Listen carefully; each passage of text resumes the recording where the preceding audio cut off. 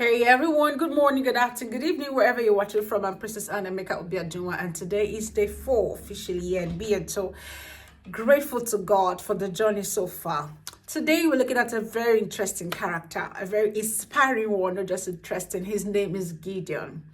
And our text was our text is, because we're seeing the date, our text is Judges chapter 6 and Judges chapter 7. This guy Gideon, he's popularly known for the fleece test. God, if it's really you, let the wool or the fleece, let the wool be wet, let the ground be dry, let the ground be wet, and let the fleece or the wool be dry. He's that guy. Okay, so what exactly is there to learn about him? I began to see something striking in the story from the very point that the angel of God came to Gideon. When the angel came to Gideon, the first question that Gideon asked, because I personally rate people, I rate their level of awareness, I rate their level of how I rate how strategic you are by the kind of questions you ask. It's actually a function of wisdom to know the right question to ask. It is something you should pray for. Pray that you are able to ask the right question when you have any challenge. We are usually asking the wrong questions. Most times people ask the wrong questions. Things like, why me? Why now? Oh God, where are you? Where are you? It's a good question. Why me? It's not a good question. Now, Gideon asked the angel, where is the God whose fame we heard about? We heard he was busy rocking Red Sea split into two. He was busy raining manna for our elders. He was busy. All the wonderful stories of things that God did for Israel as they were coming to the promised land. So these guys have heard the story because it's a tradition to tell the stories of what the Lord has done to the next generation. So Gideon was obviously very informed about what God can do and what God has done. And it was like, where is that God that we are actually hiding?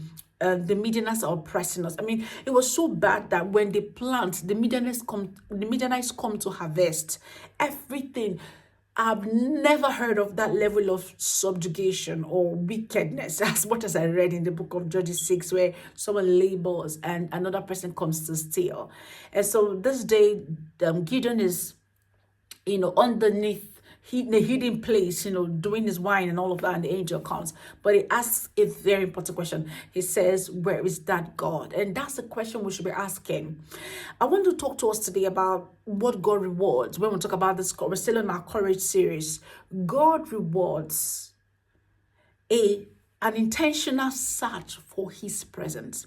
When something is happening, when there's like uproar, crisis, challenges, everything is hitting left, right, up front, upside down. A strategic person, a wise believer will be looking out for how is God manifesting himself in this situation. Once you are able to tell that this is where God is moving, or this is how God is moving, you can get your peace. You can see that the guy Gideon set up an altar called Jehovah Shalom because the Lord told him, I am with you and I will give you peace. I am your peace. I'm giving you peace. The whole story in Judges chapter 6 and 7 is a story of how God is in the storm, even though we don't see it. It's a story of moving courageously, convinced that God is in that situation with you. When the angel came and Gideon asked that question, the angel said, go in this your might. And Gideon went ranting. What might? I'm the least. My father is the least. Nobody, we know nobody. We know no president. I didn't go to the university. I don't have the degree. I can't speak in English. I can't do this and I can't do that. He was bringing out all the things lacking in his resume. But surprisingly, the response of the angel was, go in your might. What does it mean to go in your might? The might that you have is the presence of God. If something hits you and you're expecting the reward of the promise of God through that challenge, the first thing we always think is, oh God, why me? How am I going to get out of this? The human way. But if you can allow your being to sit in the fact that Jesus told us, I will never leave or forsake you. Your might is in the conviction that he is present. Once you know that God is with you, once you know that in chaos, his peace is there, you can be brave enough to deal with whatever comes your way. And so this one important thing you must always ask, this one important question you must always ask through life is, how is God manifesting his presence in this thing? How can I notice? I was saying to us last night on the Light Hub, by the way, if you don't know, we pray every night at 12 midnight on our Telegram channel. You can join us. So after 1 hour of praying, the Lord just dropped Psalm 23. And he was talking to us about how we're busy looking for his provision when the provision is in his providence. And the example I gave was, you probably need to pay your rent and it's 500 million naira or whatever. And you are looking for someone to give you the money. You're waiting for a miracle that you just wake up one morning and 500 million naira is your account from an unknown person. You know, we like that kind of testimony when we don't know where it's from. We don't know who is giving it. We feel like that's when God does work. But God is saying sometimes I'm not necessarily working like that. I'm working in providence. And providence can be my giving you a relationship, my giving you a job, my giving you an opportunity, my giving you an announcement, by popping up just one right Instagram adverts in your face, and then you follow through with that link and it leads you right to what you need to do, how you need to do it, that eventually brings the 500 million naira for your rent. So we should stop looking at God coming through this highway when God probably just wants to come in through the back door. So be intentional about looking for, how is God manifesting in my circumstance?